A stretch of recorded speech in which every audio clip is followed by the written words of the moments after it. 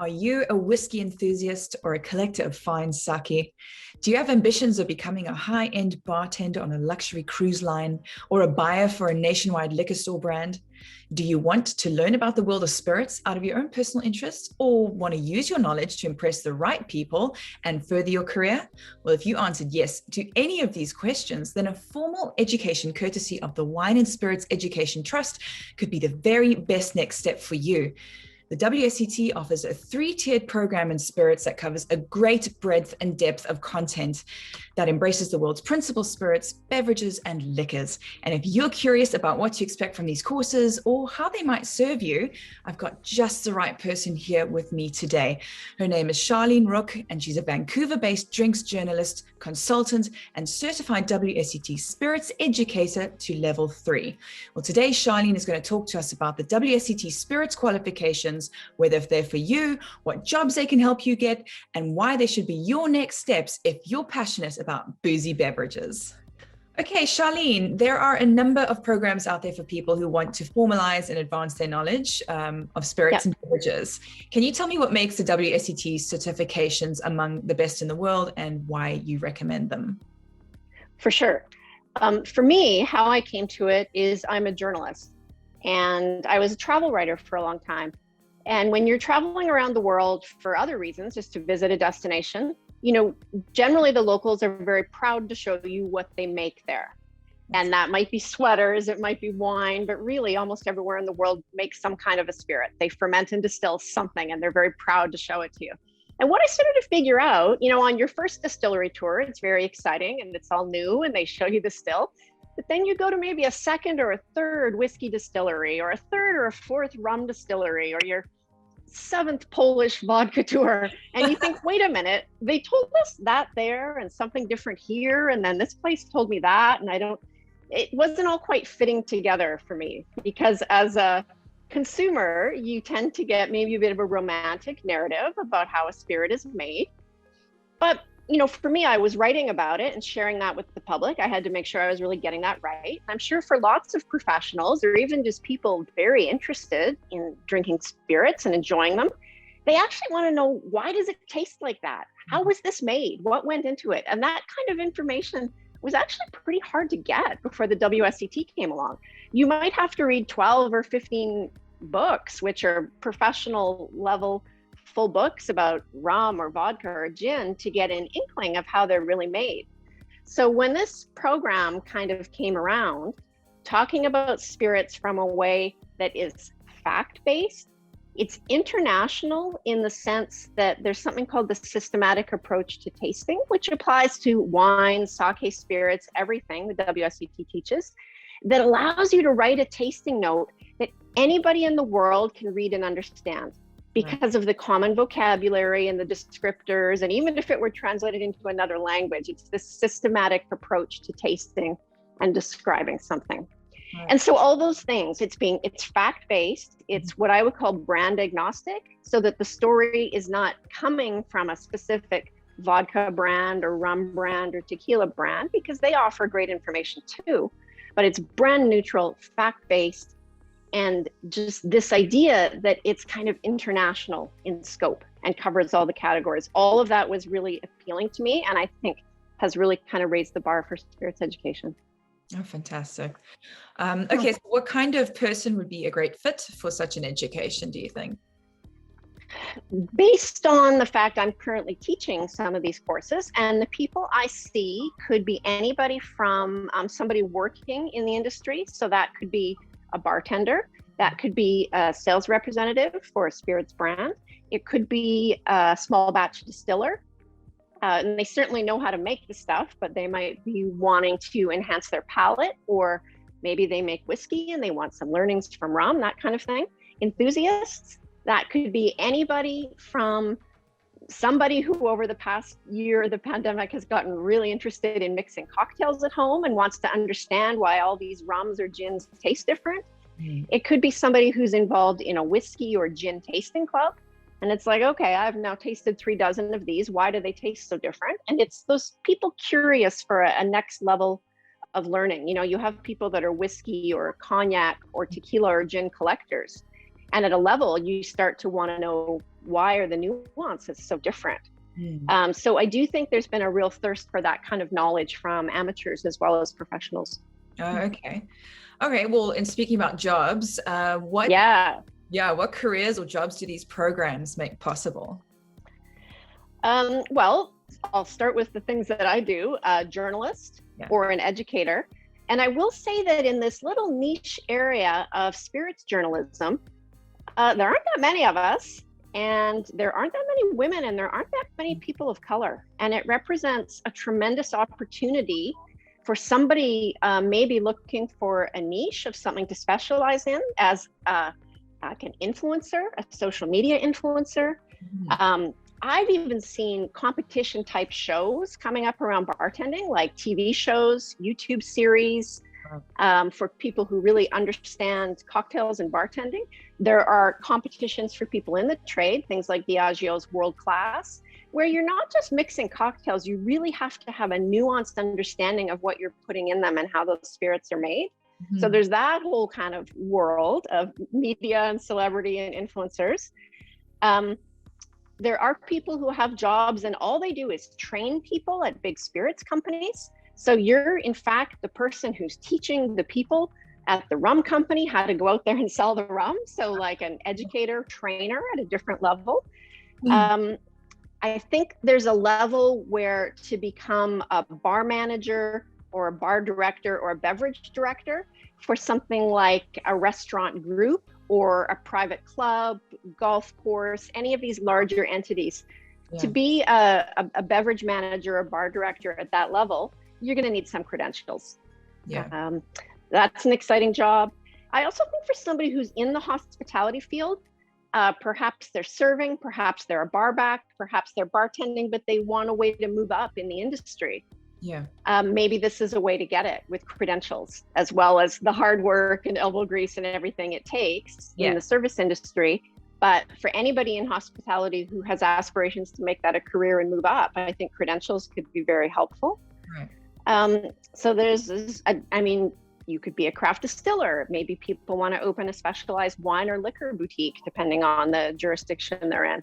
So, you know, knowledge is quite empowering. So there's quite a lot you could do with a credential like this. Yeah. Wow. All right. So let's dig into the actual spirit certifications. Sure. There are 3 levels. Okay. And then the first 2 are targeted at beginners, but you don't actually have to take the level 1 to progress to level 2, from what I understand. So, that's a good point. Yes. Not everybody realizes that there's no prerequisite for level 2. So you're probably curious why. Well, I'm curious about whether students, it's advisable for them to take 1 to progress to 2, or should they skip 1 altogether and save the time and money? The student, would that be the best option for? So it depends on the individual person, and wherever they're registering for that course, we call them APPs, or approved program providers. And that's just the local school where you'd go online and see where's the WSET school in my area, or even online. They will very quickly be able to tell you, level 1 is perfect for somebody, I would say for the amateur spirits aficionado, somebody just starting in the industry. And if you've already worked as a bartender, or you're in hospitality, or you've worked at a liquor store or something like that, quite likely you can jump right to level 2. Because level 1, it's a fun course because you can do it in a day, 1 8-hour day on a Saturday. You rate the questions, the multiple choice test at the end, and you walk out with a credential if you pass. You won't find out for a couple of weeks, but it's a way to pack a very quick immersion into a day or a weekend. But if you already have some basic knowledge, like if I say to somebody, you know, what is distillation, and they can roughly explain that you're boiling alcohol and collecting the vapor, probably you can skip level 1. But actually a great way to figure it out is somebody can just launch into Brainscape, search WSET Spirits level 1, have a look at a few flashcards. And if you're like, know it, probably you can go to level 2. But if you're really stumped and they're throwing around terminology, what is fermentation? What is maturation? What are they talking about? Level 1's perfect for you. So that's actually a useful way that and just kind of get a sense of where you're at. Okay, awesome. Well, thank you for plugging Brainscape. Actually, and I don't know if this is the case for spirits, but I have seen that WSET has a quiz for you to see if you're actually ready to progress to the WSET 2 in wine. Yeah, so I'm not sure if there is an equivalent for spirits, but there certainly is one that you can say whether you're ready or not to go straight to WSET 2 for wine. There is some sample multiple choice questions at the end of the WSET Spirits 1 textbook. And that's often something I will send out to people as well. But, you know, as opposed to scanning that and emailing that, I might just send them to Brainscape and say, tackle like 25 level 1 questions and see how you do. Because you get that immediate feedback, whether you got them correct or not. Yeah. And then people can jump between 1 and 2 and see where they're more comfortable. Level 2, even for people who've worked in the industry, like when I took level 2, I think I was the only non-bartender in the group. And even for people who have a base of knowledge, it's still a challenging enough course that you can get a lot out of it. So, you know, they're both amazing. It just depends how much you want to challenge yourself. Because if you don't have some basics, it would be quite challenging to jump into level 2. Right. Okay. Okay. Well, can you give me a basic overview of what the WSET Spirits program teaches? Obviously, in increased complexity and detail, but what's an overview? Yeah. So level 1, as I said, is a single day course and kind of working through the different spirits, from brandy to whiskey to rum and tequila to gin and vodka. Each of those categories teaches us something about how spirits are made. So for instance, from brandy, we learn about a kind of single pot still distillation. And then from Scotch, that leads us to double pot still distillation. And way down at the end of that day, we learn about gin, because that's about infusing spirits. Right. So you might think the course would start with vodka and gin and build its way up from there, from something that seems like simplest to the most complex. But it actually sort of teaches it in a different way, that we're using each spirit to teach concepts and more complex things layered on each other. So by the end of the day, you kind of understand the different ways they're all made. So that's very much the approach in level 1 and 2.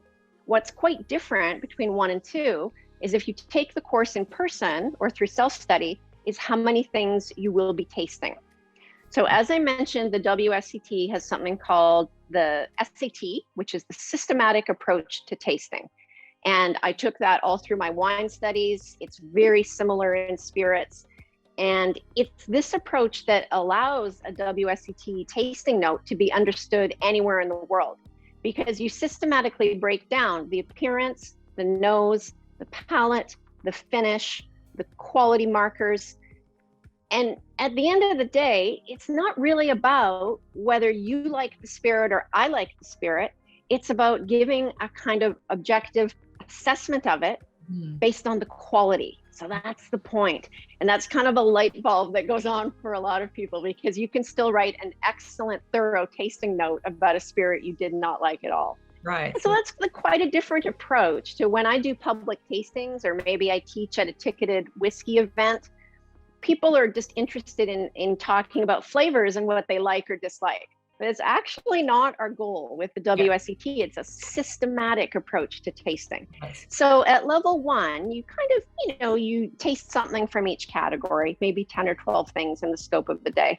But level 2, if you take that in person, you might taste like 3 dozen things. And by the way, we spit. We learn to taste professionally, which means you sip and you spit.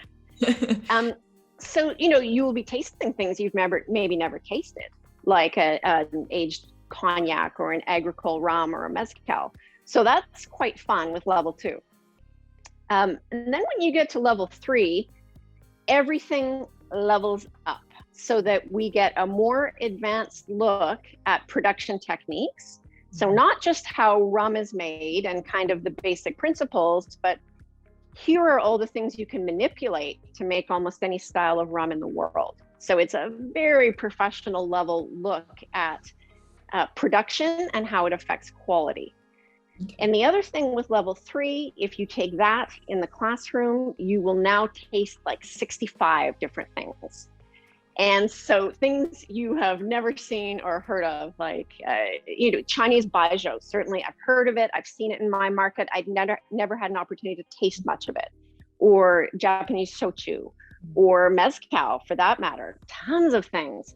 So that's a really fun aspect of it. And even if you're self-studying at home, there's a certain amount of a class doing tasting together, posting tasting notes, sharing them. You get feedback from your instructor, and you do have that whole sample list so that people can on their own kind of dive into a category of spirits and try them. Depending on where you are in the world, there's even sort of tasting kits you can order that facilitate for you. So you're not having to buy 65 bottles or something.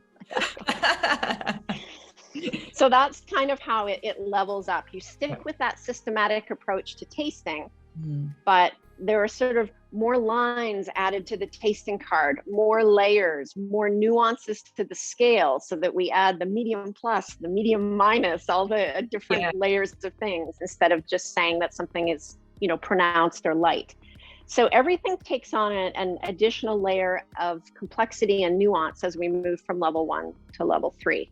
Okay. And the other big change with level 3, when we start to talk about the examination, level 1 and level 2 have a multiple choice test at the end. And level 3, you have a multiple choice test. You have a theory examination where you're writing short essay style answers. And you also have a tasting examination where you blind taste 2 spirits and write tasting notes. So it's quite a quantum leap from level 2 to level 3. Yeah, absolutely. Just as a brief aside, what is your least favorite spirit and your favorite spirit? Oh, bourbon is my favorite. Whiskey of all kinds. I like Canadian rye. I really like bourbon. I actually trained as a small batch distiller in Kentucky at a place called Moonshine University. So I'm inordinately fond of bourbon. Yeah. I love rye. I love scotch. Gin would be my second favorite. My least favorite, hard to say, probably rum. Okay. Simply because I live in Canada. It's a bit harder for us to find some of the super high quality rums that are not additionally sweetened before bottling. And I'm not a fan of sweet. I like my drinks bone dry. So for that reason only, probably rum. Although when you go to the Caribbean and have amazing rum, that's something different. But I can't always get it where I live. All right. So getting back to the qualifications, I assume that they aren't that common on job seekers' resumes. So what's the benefit of taking a course when so many people in the industry have gotten to where they are just through experience, or oftentimes they have unrelated qualifications like business degrees or what have you? Yeah. And total respect to those folks, because they're the ones that have kind of pioneered this industry and made the craft bartending and craft cocktail revolution what it is. And there weren't courses like this. They had to learn from, they'd find some old book from 1874 and they'd go down to Jamaica and say, how are y'all actually doing this? So those are the folks that have laid the groundwork. But what I'll say is that as someone who's been writing about food and drinks and travel for a long time, even 10 years ago, you could be a wine server in a restaurant, probably even call yourself a sommelier without any credentials. But that is simply not really possible now. Right. If you're a server, wine server in a restaurant, at a serious restaurant, you are a sommelier with credentials from one organization or another. And I actually think that will become the standard in the bar industry, that in 10 years' time, it will be impossible to be behind the wood at a top bar anywhere in the world without credentials, let alone be a bar manager or a beverage director without credentials, simply because now that those credentials exist, and already some of the major spirits companies around the world are really jumping on board and asking all their sales professionals to get educated. So I think that just happens and literally raises the bar for everybody, to the point where if everyone around you has this credential and you want to rise up, you will need to acquire some credential behind your name as well. I also think, and this is a really unfortunate thing that's happened with the pandemic, but the hospitality industry is struggling everywhere. And of all the bartenders I know, Very few of them are still working, but the ones that are working are the best. They've been in the industry the longest. They have the most knowledge. They're the most versatile. They're the most flexible. And part of that, being able to manage their costs or bang out a bottled cocktail program or how to produce cocktails to go that aren't perishable, that's all about knowledge. Yeah. And so I do think as the hospitality industry comes back and jobs become available, it will be the best of the best that get those jobs. Right. And knowledge is empowerment. And a credential like this is not just to wear the pin and have the credential. It's knowledge that you can use every day to give you a better understanding of what's in the bottle and where to find value. So I think that there's a certain value to that. And again, I interview brand ambassadors a lot. They're very talented, they're very knowledgeable, but typically about one brand. Mm. And so bartenders often access a lot of their knowledge from brands. Mm. So you know how that vodka's made, and that company maybe sponsors your bar and gives you coasters and puts a logo on your menu. It doesn't mean you know how all vodka is made. So that's really the value, again, of a credential that's fact-based, brand neutral, right, and sort of international, is you have the facts, so that if a customer asks you, why is that vodka so much more expensive than that one? You actually know the answer. And it's not just that it's a fancy bottle. Yeah. Good marketing. Yeah. Great, worthwhile investment. So we touched on it briefly, but to attain each of these levels, a student has to pass an exam. What are your most helpful study tips for students preparing to write these exams? Right. So at levels 1, 2, and 3, they all have that component of a multiple choice test.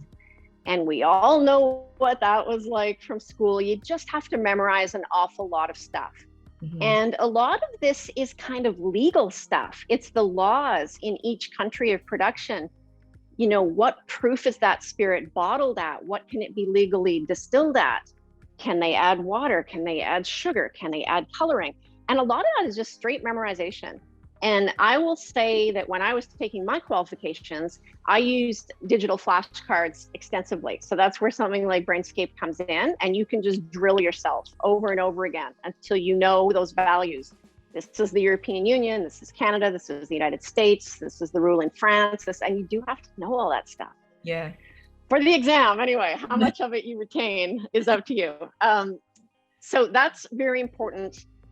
There is a huge nuance of detail, and you think you know it, but then you look at like 4 values, like, you know, at what temperature does ethanol boil in degrees Fahrenheit on an exam, and like they all kind of look the same, right? 70 something. Yeah. So it's just straight memorization. So that's a big part of exam preparation. And when you get to level 3, and it's not just a multiple choice exam, there's 3 parts: the multiple choice, the tasting, and the written answers, and they're all weighted equally. So I say to my students, people worry most about the blind tasting. I think we've all seen that movie Somm and how much they panic about blind. But in truth, someone's going to put a spirit in front of you. And yeah, it could be a medium amber glass of something. And that could be so many things. It could be rum, it could be whiskey, it could be cognac, it could be tequila. Listen, in most cases, you'll be able to smell it and know. Yeah. After taking this level 3 course. So I tell people, don't worry so much about the tasting. You don't have to identify the brand or the age statement or anything. You just have to say it's a rum or a tequila or a gin. Mm-hmm. People worry most about the tasting, but it's the thing that comes a bit naturally over time. The multiple choice is the thing you can just master and nail. And there's a 30-year mark you're not worried about. But what people really need to study at level 3, having done the wine qualification and the spirits qualification, I think, is writing these short answer, short essay type questions. Yeah. And, you know, that's the kind of thing, there's only so many prep questions I can give to students. What I tell them to do, again, if they've made a good set of flashcards or they have access to someone else's study set, you can very easily kind of reverse engineer those into an essay question and think to yourself, okay, if that's a 10-point question, how much do I have to write? If this is a 25-point question, how would I explain that? Mm-hmm. So that's at level 3, I think, where people really need to focus, but it's the hardest part. So I think it's more fun to focus on memorizing facts and the tasting. Yeah. But I know that on Brainscape's Academy, there's a really excellent test prep piece for the WSET wine level 3 exam, how to prepare for that exam. And the advice on preparing is so good. I even send my spirit students to it because it's just good, solid foundational advice on how to prep for an exam at that level. And it's all there. It's there in the textbook. It's in the specification. It's in the study guide that comes from the WSET. But after 9 weeks of that course, you're quite fatigued of looking at those documents. And so, you know, something like Brainscape, it gamifies studying a little bit, right? It makes it a little bit fun. Yeah. You're on a screen, you get that little reward of getting something correct. And so when people have study fatigue near the end of a course, it can be a really great way to get a fresh mindset, to build your confidence of how much you actually do know. Yeah. And get some fresh inspiration on how to prep for an exam like that. Because after 9 weeks, they're tired of hearing from me and they're tired of the textbook. Something fresh, a fresh voice and a bit of fresh inspiration. Yeah, and actually in many of the guides, we recommend that people use multiple modalities in their approach to studying. You know, when you are fatigued, try something completely different, refreshing. I mean, even less intensive, you're still learning, and it reinforces the knowledge that you've worked at gaining. Yeah, absolutely. Especially with younger learners, I find that are really digital natives and digital first. Mm-hmm. They want audio files, they want video, they want, you know, an audio version they can listen to while they're at work doing something else. Yeah. It's not always that textbook learning that works for everybody, especially now that a lot of people are doing self-study at home. You've got to shake it up and kind of make it fresh for your brain every time you go back to that information. Yeah, absolutely. All right. So finally, as an experienced drinks journalist and educator, what's the thing you love the most about working in this industry? I mean, it's unusual that I come from a journalism background to being a spirits educator. And I did think about becoming a craft distiller because I love spirits are this combination of science and engineering, chemistry, and also this magical kind of tasting part, which is real artistry. And for me, it's the storytelling.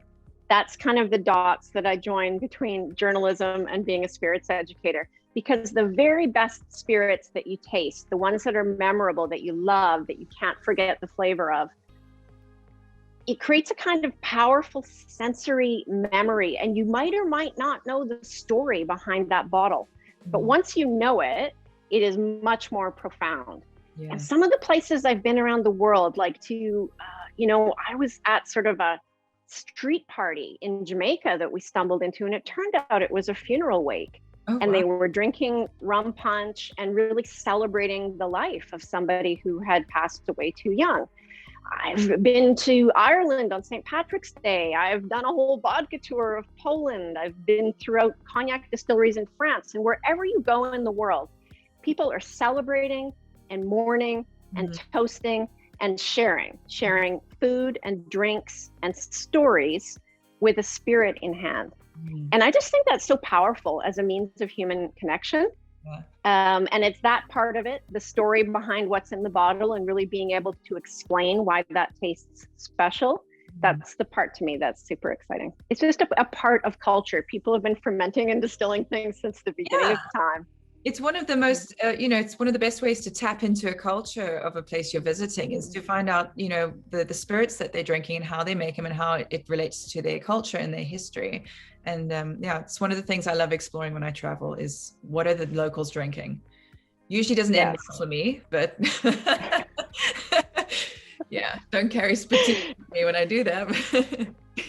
Yeah. Did I mention that I did a vodka tour of Poland? That is not for lightweights. You must have had to take a break when you got home. Good 3-week rest from alcohol. Bit of a cleanse, yeah. Well, Charlene, thank you so much for talking to me today about the spirits levels with WSET. I think we've given prospective students some great value and for them to make. I hope so. Yeah, so thanks so much. My pleasure. Well, there you have it. And I hope you feel so much better acquainted with the WSET Spirits qualifications and how they can serve your interests and career ambitions. For even more information, check out Brainscape's Wine Academy, where you'll discover a library of super helpful wine and spirits guides for people of all experience levels. And if you're interested in taking your knowledge to professional heights with the WSET, get our certified flashcards for the level 1, 2, and 3 spirits qualifications. We've partnered with beverage experts to distill all the content you need to learn down into a comprehensive collection of flashcards, which you can use anytime, anywhere to drill those fundamental concepts into your brain. Well, between the Brainscape app, our informative guides and articles, and the thousands of other subjects you can study efficiently on our platform, you've got the tools you need to rise to your next challenge.